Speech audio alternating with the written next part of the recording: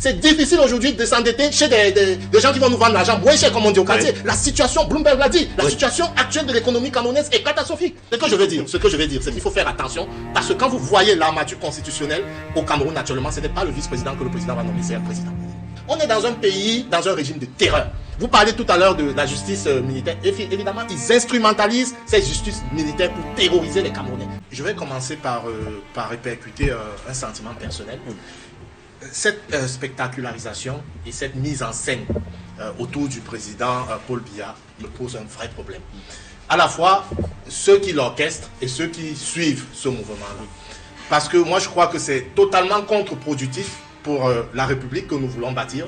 C'est totalement contre-productif pour adresser les problèmes des Camerounais. Et vous avez vu, le président est parti, nous avons eu une émission ici où nous débattions des circonstances dans lesquelles il est parti, où il n'y avait rien de précis. Nous avons eu en prêt des lanceurs d'alerte qui sont rentrés dans le jeu, nous annonçant son état d'agonie ou de mort, entre guillemets. Et puis nous avons ce retour presque en messie. Et moi, je crois que c'est une construction, c'est un narratif du pouvoir pour essayer de nous distraire des problèmes cruciaux des Camerounais. Maintenant, sur la capacité physique du président de la République à gérer le pays ou pas, moi, je ne l'attends pas dessus parce qu'il a 93 ans, 94 par là. On ne s'attend pas à ce qu'il soit dans une condition physique éblouissante. Mais là où on l'attend, c'est sur ses engagements. C'est sur les problèmes cruciaux qui minent les Camerounais. Et je souhaiterais que l'on se focalise plus dessus. Parce que épiloguer sur sa santé, sur le fait qu'il soit debout ou assis, c'est comme pour moi épiloguer sur le sexe des gens. Et moi, j'appelle les Camerounais au stoïcisme. Le stoïcisme, pour ceux qui ont fait leur classe de philosophie, peut nous aider actuellement. C'est quoi le stoïcisme? C'est agir sur ce qu'on maîtrise et laisser ce qu'on ne peut pas maîtriser à la providence. La mort d'un être humain appartient à la providence divine. Il faudrait qu'on recadre ceci de manière définitive et qu'on s'attaque au problème. Maintenant, moi, je vais répondre. Sur le scénario qui a été proposé aux Camerounais, évidemment, ceux qui doutaient, moi, je crois que ça leur conforte dans leur doute. Parce que ce que la CATV nous a, la science de l'image de la CATV a été tout à fait risible, ridicule. C'est-à-dire, si on veut mettre en scène une arrivée comme celle-là, il faut s'entourer de certaines précautions journalistiques de production. Pour ceux qui ont fait de la production élémentaire, on voit bien qu'ils cachaient quelque chose qu'ils ne voulaient pas trop à montrer pour qu'on ne voit trop peut-être l'état de défaillance physique du président de la République. Et moi, je crois que c'est une grave erreur parce que ça aurait même rendu plus sympathique un homme de cet âge-là qui fait des efforts et puis qui se cachait. Voudrait supposer qu'il y a quelque chose et qu'il ne se sentait vraiment pas bien. Et ça alimente des supputations sur sa réelle capacité physique à diriger le pays. Il y a la Somdia que vous connaissez qui avait Sosucam, qui a décidé de partir. Il y a un consortium de 5 hommes d'affaires camerounais de haut vol qui se sont réunis, qui ont fait une offre intéressante pour reprendre cette société. Pour moi, quand j'ai lu ça, je me suis dit, mais c'est extraordinaire, c'est magnifique. Que les Camerounais prennent une société comme celle-là et qu'on génère des emplois, que ce soit au nom des Camerounais, ce serait un bond en avant extraordinaire. Mais vous savez quel est le sort qui est en train d'être réservé à l'offre de ces 5 Camerounais? Pour des raisons soit dites en passant, certains évoquent le tribalisme. Moi, je crois même qu'au-delà du tribalisme, il y a beaucoup qui veulent que la proportion de sucre produit localement soit toujours basse pour qu'on continue les importations. C'est plutôt ça. Voilà. Et quand vous voyez ça, on attend le président de la République sur ce genre de sujet. Un autre sujet. Oui. Récemment, quand j'étais sur cette émission, on a évoqué le départ du Norvégien qui liquéfiait le gaz au lac de Crémy. Qui va nous faire perdre de manière sèche entre 250 et 300 milliards de francs CFA. Quand vous rajoutez les pertes en recettes pétrolières, qui elles sont dues au fait que les puits arrivent à saturation, on est dans l'ordre de 500 milliards. Personne ne vous dit exactement comment on va combler. Quand le ministre des Finances, le ministre des Finances s'en va endetter le pays à des sauts prohibitifs, il faut bien comprendre, il va chez des commerciaux pour prendre l'argent. C'est parce que notre situation, notre signature, c'est-à-dire, lui, est critique. C'est difficile aujourd'hui de s'endetter chez des gens qui vont nous vendre l'argent moins cher, comme on dit au quartier. La situation, Bloomberg l'a dit, la situation actuelle de l'économie camerounaise est catastrophique. Donc voilà des sujets sur lesquels on doit pouvoir parler de manière récurrente. Et Je vais juste dire un mot sur la vice-présidence pour dire, je ne suis pas d'accord avec M. Noua qu'on dise, bon, il peut nommer, il peut ne pas nommer, non. C'est ce que prévoit la loi. Oui, non. Quand il dit que ça ne nous intéresse pas, il faut faire très attention.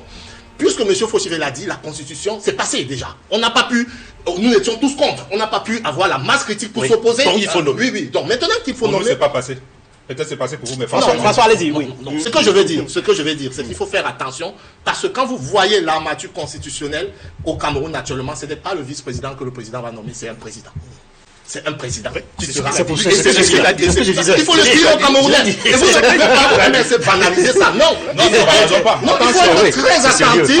Il faut être très attentif au choix qui sera fait et s'organiser comment est-ce que nous allons porter la contradiction à celui-là qui va prendre le relais. Parce que c'est en fait ça qui se prépare. Et votre président, une seconde là-dessus. laissez-moi finir. D'autant plus que votre président a été très avisé de parler de gré à gré. Il avait mais c'est ça qui est en train de se faire. Comment vous pouvez venir vous faire comme si vous ne voyez pas ça? Vous ne pouvez pas être en avance comme ça et puis aujourd'hui où il faut agir, vous semblez vous retrater ou vouloir regarder un spectateur. Je ne suis pas d'accord. Maintenant, moi j'ai parlé des promesses du président. C'est là où moi je l'attends. Le président de la République, en fait, il est passé à force. Tout le monde l'a vu, mais on l'accepte comme président de fait. Quand il est investi, moi j'ai préféré écrire, parce que au lieu de paraphraser, ne pas oublier. Il dit ceci: la situation des jeunes et des femmes sera au cœur de notre action. J'envisage de mettre en œuvre dans les premiers mois de ce septennat un plan spécial de promotion de l'emploi des jeunes. Il le dit, dans les premiers mois. Premiers mois, bon, l'année est en train de finir dans quelques mois. On n'a rien vu du tout. Discours de fin d'année 2025. Des efforts soutenus doivent encore être engagés sans délai pour améliorer de manière spécifique vos conditions de vie. Il s'adresse aux Camerounais. Vous avez l'impression, M. Fauchivet, que depuis qu'il a dit ça, nos conditions de vie ont bougé d'un iota. Je crois que ça s'est plutôt empiré, puisque nous vivons dans des poubelles, en plein cœur de Yaoundé et de Douala. Alors, dans son discours à la jeunesse, là, il a été plus précis. Non, à la fin même, il dit, c'est à quoi s'attellera en priorité le gouvernement que je mettrai en place vers les prochains jours. Quand le président parle et qu'il donne comme ça un timing précis, et que 6 mois, 7, 8 mois après, on n'a rien, vous comprenez que des gens s'interrogent sur sa capacité à gouverner. Est-ce que c'est lui qui rédige les discours? Si ce n'est pas lui, qui le fait à la place? Pourquoi est-ce qu'il se prononce et qu'on ne voit rien arriver après? Il y a un problème. Et pour finir, février toujours, il parle de 50 milliards. Et là, moi, je vous ai dit récemment, j'ai été interpellé par plusieurs jeunes qui m'ont dit, les 50 milliards, on fait comment pour y accéder? Est-ce que c'est disponible? Comment est-ce qu'il faudra monter des projets de c'est le flou total? Il faut qu'on attend le président de la République sur ces questions-là. Moi, je suis vraiment choqué de voir qu'on maltraite dans ce pays des gens qui se battent et qui donnent leur vie pour que les choses changent et pour que nous ayons une affirmation, une fierté nationale. On a vu avec le commandant Bois-Masson comment il a été traité. On l'a vu avec M. Anissé Kane, héros, mort dans des conditions que tout le monde sait. On est dans un pays, dans un régime de terreur. Vous parlez tout à l'heure de la justice militaire. Évidemment, ils instrumentalisent cette justice militaire pour terroriser les Camerounais. Pour des problèmes qu'on aurait pu juger dans des tribunaux civils, on effraie les gens en les envoyant face aux...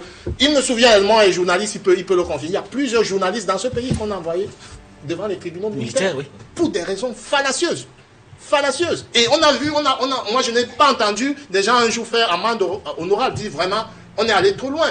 Ils sont restés dans leur arrogance habituelle. Donc, pour moi, non seulement ils devraient demander des... Mais ça pourrait servir de modèle, de cas. J'ai parlé tout à l'heure des gens qui ont été emprisonnés à la suite. Il y a même, bien avant, il y a les militants du MRC. Il y en a toujours qui sont détenus. Encore jusqu'aujourd'hui. C'est des raisons fallacieuses. Et c'est en contradiction totale avec ce que le président lui-même a dit. Lors de son investiture, il a prôné la paix, la réconciliation. On n'a pas vu un seul acte allant dans ce sens-là. Et moi, je crois que c'est grave dans un pays qui se dit de droit. Il faudrait que nous continuions de mettre la pression. Il faudrait que la société civile se mobilise, les partis politiques, au moins sur ces sujets de minimum, où on peut avoir un minimum de consensus. Et c'est pour ça que je suis admiratif de M. Fauchivet, qui chaque fois qu'il a à prendre la parole sur ce genre de sujets qui concernent les droits humains, il se prononce de manière ferme.